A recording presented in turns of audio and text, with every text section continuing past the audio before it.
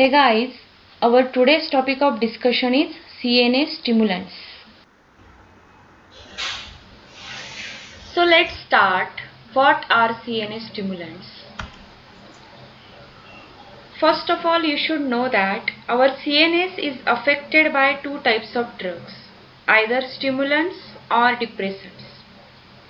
The CNS depressants slow the normal brain function, whereas CNS stimulants increases or stimulates the CNS related activities. So these are the drugs called as psychomotor stimulants or uppers that speed up physical and mental processes. They temporarily make the patients feel more alert and improve mood. They are typically used to treat the medical conditions such as ADHD, ADD, fatigue and narcolepsy. Some drugs they are used as appetite suppressants, although the safety of this use remains controversial. On the right hand side you can see the different examples of CNS stimulants such as amphetamines, cocaine, nicotine, caffeine, ephedra, khat and tobacco. So let's see how these drugs are having function in our body. Our CNS is related to three different neurotransmitters which is having different function and location. The first is serotonin, also called as happy chemical, and is related to satisfaction and well-being. Secondly, dopamine is one of the feel-good chemical in the brain and has main role in alertness. And third is norepinephrine and is used for increasing the concentration. To maintain the balanced mood, these three neurotransmitters are required at appropriate level.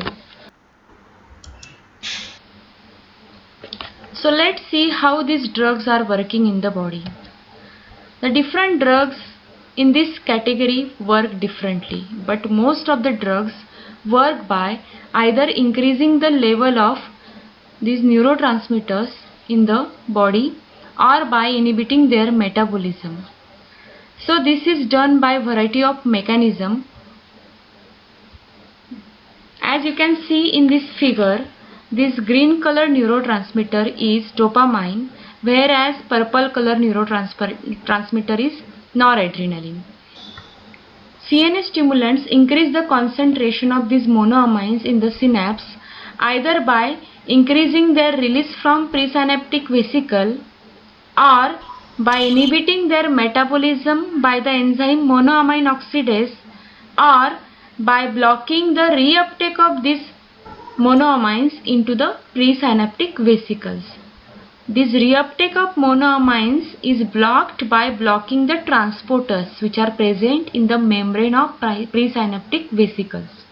All these actions ultimately increase the level of neurotransmitter in the synapse, which then bind to the corresponding receptor to produce stimulant effect. So what are the CNS stimulants used for? First is appetite suppressant. The stimulants cause limited weight loss because the patients eventually develop tolerances to long-term treatment.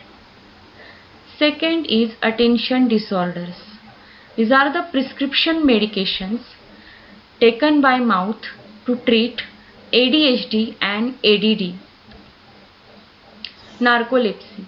The patient with narcolepsy, a condition that causes individuals to have sudden attacks of deep sleep or uncontrollable desire to sleep, also receive stimulants.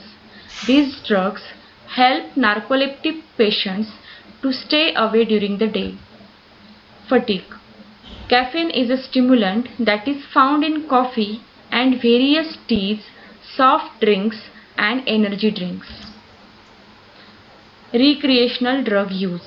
Many stimulants are used recreationally, that is for no medical purpose. However, abusing stimulants can lead to serious and potentially life-threatening health conditions. Now let's see whether they are safe or not. Most of the drugs are safe, but many of them have unpleasant side effects, and number of cases of deaths have been reported from their misuse. They have found to be widely abused and highly addictive. That's why they are categorized as Schedule II drugs in USA. The tolerance is produced on continuous use. The misuse of CNS stimulants can cause severe paranoia and psychosis, severe depression and suicidal thoughts. For instance, nicotine is a stimulant that is found in tobacco products such as cigarettes or cigars. The nicotine makes the patient temporarily feel good or energized after smoking. Although this stimulant is legal, it can cause serious health problems such as cancer and emphysema. Next is the side effects of CNS stimulants.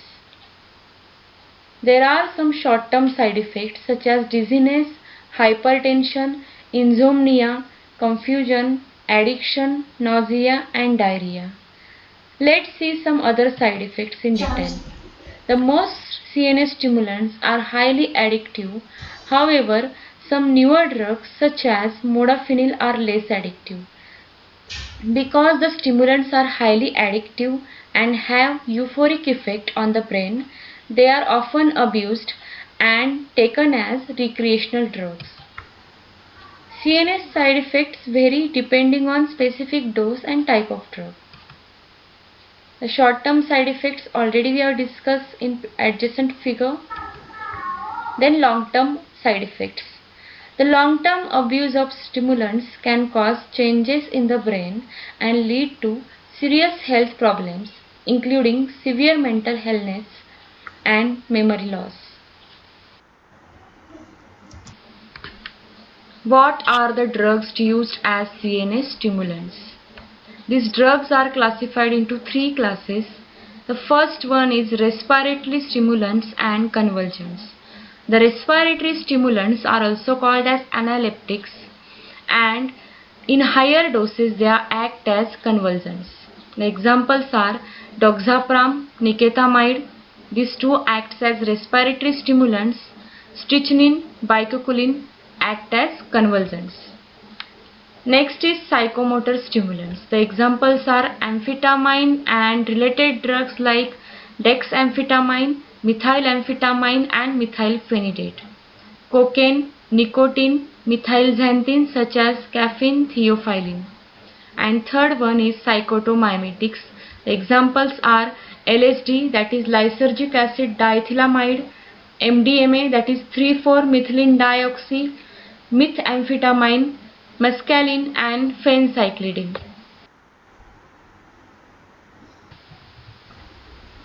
Now let's start with respiratory stimulants and convulsion. That is the first class in this category.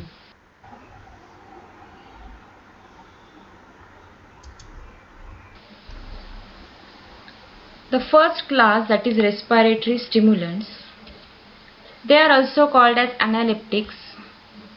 They have little effect on mental function. They act mainly on brainstem and spinal cord with respiration center. They have stimulant effect on respiration and vasomotor center of medulla. They produce reflex excitability and in higher doses convulsions.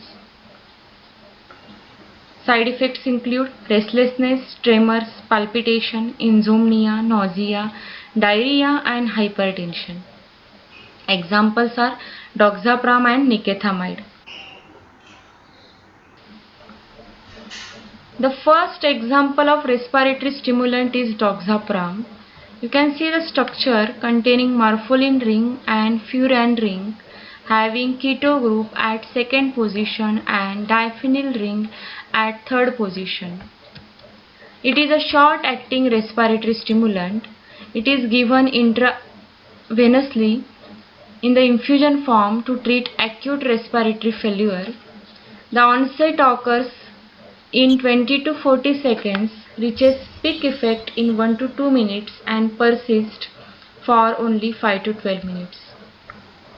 It is directly stimulating the peripheral carotid chemoreceptors, possibly by inhibiting potassium channels of type 1 cells within the carotid body, thereby stimulating catecholamine release. This results in prevention of respiratory depression. It is contraindicated in patients with convulsive disorders, hypertension, cerebral edema, hyperthyroidism, pheochromocytoma, and in those taking monoamine oxidase inhibitors or adrenergic agents.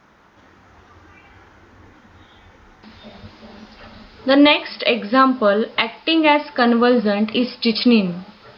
As you can see in the structure, it contains heptacyclic ring and the main constituent is monoterpenoid indole alkaloid, also called as strychnidine, having keto group at 10 position.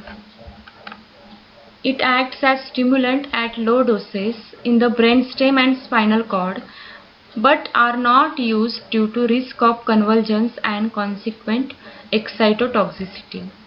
The alkaloid excites the CNS by specifically antagonizing inhibitory neurotransmitter glycine at postsynaptic receptor. It is acting as the antagonist of glycine. They were formerly used to stimulate respiration or as antidotes to barbiturate overdose. They are now most commonly used as experimental tools.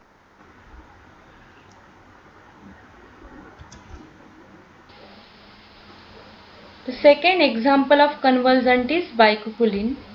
In the structure, you will find this dioxaloisoquinoline ring at the lower side, and on the upper side you are having furan ring having keto group which is fused with benzodioxolone ring. It is a central nervous system stimulant and a light sensitive competitive antagonist of GABA A receptors. It is an ansoquinolone alkaloid that acts in the brainstem or spinal cord to produce tonic-clonic convulsions. The drug that bind but do not activate GABA A receptor, thereby blocking the action of GABA A receptor agonist.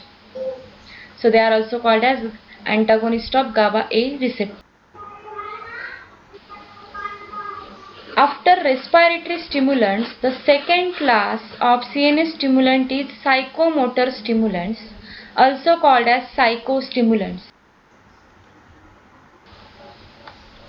So what are psychomotor stimulants? These are the psychotropic drugs that stimulate CNS by boosting the release of certain chemicals in the brain. They stimulate CNS with marked effect on mental function and behavior. They increase motor activity and produce euphoria, excitement, and a feeling of having lots of energy. They act by increasing the level of dopamine, serotonin, and norepinephrine in the brain, either by increasing their release or by blocking their reuptake at presynaptic nerve terminal. Therapeutic uses include treatment of ADHD, narcolepsy, obesity, and headache. The side effects are hypertension, insomnia, anorexia, dizziness, tremors, nausea, diarrhea. Examples are amphetamine and related drugs, cocaine, nicotine, and methylxanthines. Now let's see what is the mechanism of action of these psychomotor stimulants. In figure you can see three different mechanisms. In figure A, it is without drug, in which there is a normal release and reuptake of dopamine by transporter into presynaptic vesicles.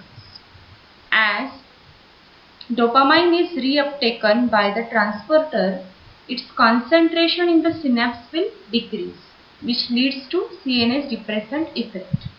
In order to produce CNS stimulant effect, there is need to increase the concentration of dopamine in synapse, which ultimately enhance its binding to dopaminergic receptor, which you can see in figure 2 and 3.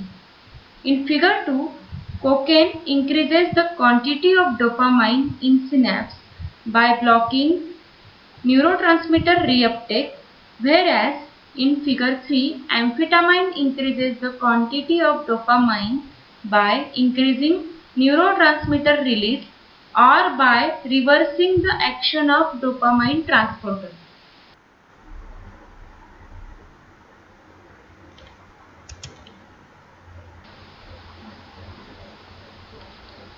Already we have discussed the mechanism of action of psychostimulants. This is the theoretical narration of psychostimulants. You can refer previous figure for that. The first example of psychostimulant is amphetamine. It is one of the restricted control drugs. It is a commonly abused psychostimulant which is snorted, taken orally, smoked or injected. It induces psychologic dependence which is manifested by elevated mood, increased wakefulness, concentration, physical performance and a feeling of well-being. With sustained use, the effect of tachycardia and enhanced alertness diminish, while cytotoxic effects such as hallucinations and delusions may occur. It is used in the treatment of ADHD. We have already seen ADHD. It is a deficiency disorder having difference in brain development and brain activity of the person, as well as for the treatment of CNS disorders such as narcolepsy, which is characterized by excessive sleepiness. During Second World War, it was used to promote wakefulness in the soldiers. It is contraindicated in the patients with a history of drug abuse, cardiovascular disease, severe anxiety. The amphetamine related drugs include dexamphetamine, which is a dextrorotatory isomer of amphetamine, then methylamphetamine and methylphenidate.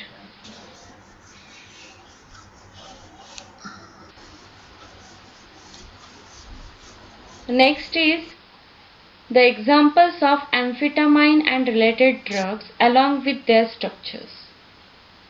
The amphetamine and dexamphetamine, then methylamphetamine and methylphenidate. These three are the examples of amphetamine related drugs. The dexamphetamine is dextroisomer of amphetamine. In all the three structures, you will find phenylethylamine nucleus in common. Next example of psychostimulant is cocaine. The pure cocaine was first extracted from the leaf of Erythroxylon coca, which grows primarily in Peru and Bolivia in the mid-19th century. Cocaine is a Schedule II drug, meaning that it has a high potential for abuse. It is a drug with high risk of fatal damage. It acts as CNS stimulant by inhibiting reuptake of neurotransmitters in the presynaptic neurons. This leads to an accumulation of neurotransmitters in the synaptic cleft and increases postsynaptic receptor activation. Cocaine also exerts its local anesthetic effects by blocking the voltage-gated sodium channels.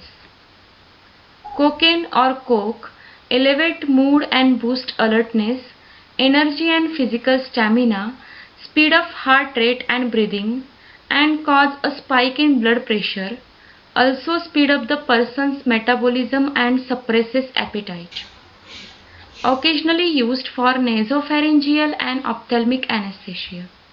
The side effects include dilated pupils, restlessness, insomnia, irritability, anxiety and paranoia, sweating, palpitations and impotence.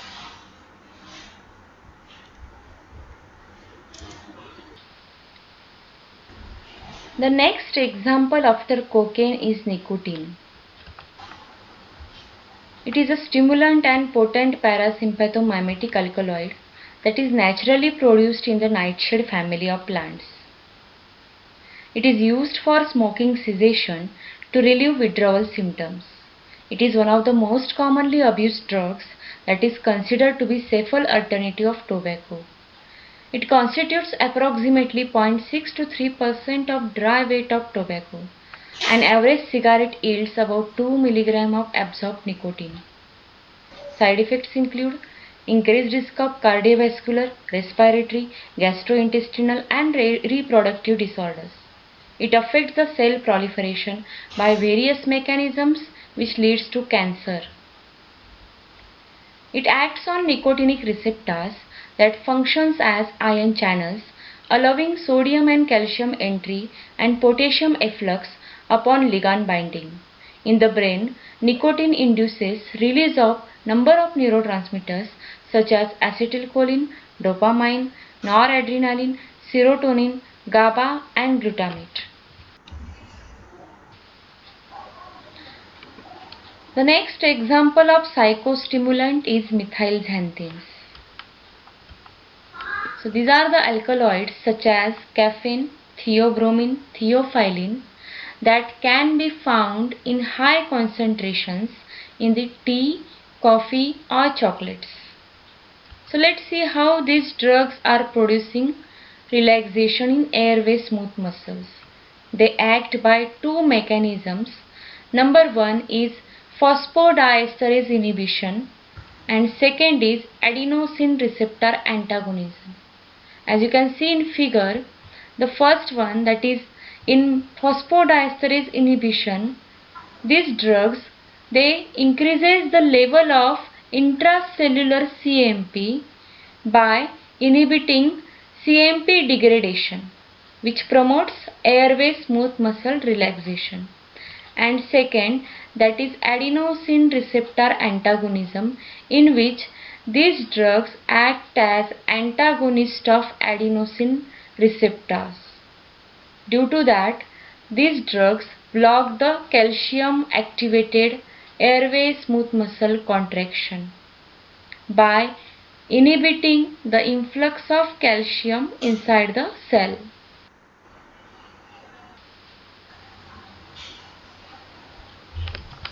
Moderate consumption of methylxanthine from food source is safe, but high doses could produce anxiety and increase heart rate and gastric acid secretion. The methylxanthines have vasodilatory, anti-inflammatory, diuretic and immunomodulatory actions. The adverse effects include insomnia, nausea, vomiting, cardiac arrhythmia and seizures. The examples are theophylline, which is found in tea and used for the treatment of chronic obstructive pulmonary disease and asthma. Second one is theobromine, which is found in chocolate and it acts as bronchodilator and vasodilator.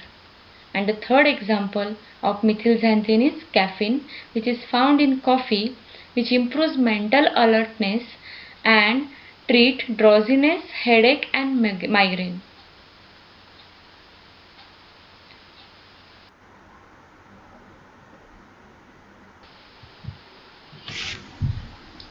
Now let's start with the third category of CNS stimulants called as psychotomimetic drugs. They are also called as hallucinogens.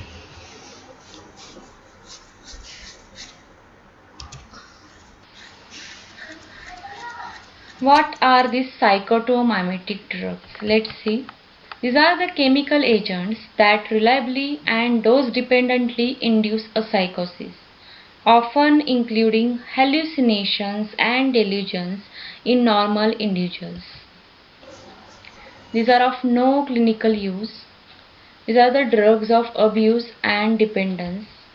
In man, they are capable of producing marked changes in perception, emotion, ego function and thought.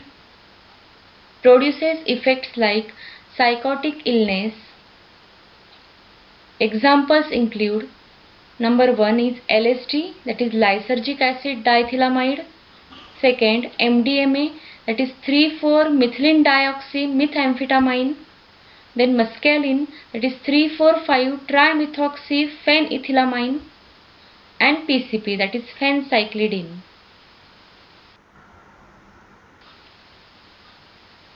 The first example of psychotomimetic is LSD, which is a classical hallucinogen first synthesized in 1938 by Albert Hofmann, and its psychoactive properties were discovered in 1943.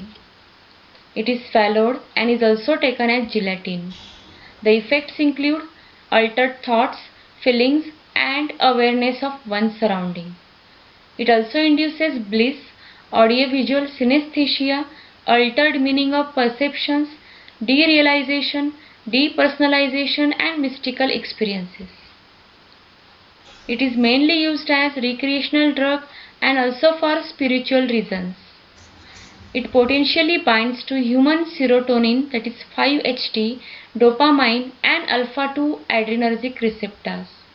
The moderate effect is produced at 1 to 3 micrograms per kg body weight. The onset of action usually begins with 30 to 60 minutes after taking the drug. The drug moves rapidly to the brain and is quickly distributed throughout the body, acting on CNS. LSD does not appear to be addictive, although the tolerance may occur with the use of increasing doses. The adverse reactions are such as anxiety, paranoia, and delusions are possible.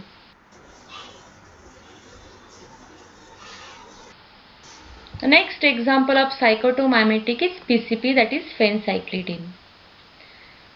The IUPAC name, that is 1,1-phenylcyclohexylpiperidine, also known as angel dust, and is used for its mind-altering effects. The PCP may cause hallucinations, distorted perceptions of sounds, and violent behavior. As a recreational drug, it is typically smoked but may be taken by mouth, snorted, or injected. It may also be mixed with cannabis or tobacco. The adverse effects include seizures, coma, addiction, and increased risk of suicide. The PCP works primarily as an NMDA receptor antagonist. It enters the ion channel and binds reversibly and non-competitively to NMDA receptor to block the influx of positive ions inside the cell, which therefore inhibits the cell depolarization. It is classified as Schedule II drugs in the US. The typical PCP-laced marijuana cigarette contains 1 to 10 mg of the drug. Let's see the examples of psychotomimetic along with the structures. The first one is LSD, which is a 5-HT2A receptor agonist. Second one is MDMA, which release 5-HT and block its reuptake. The third example is mescaline, which mechanism of action is not known. And fourth one is PCP, that is phencyclidine, which is acting as NMDA receptor antagonist. So guys, thank you so much.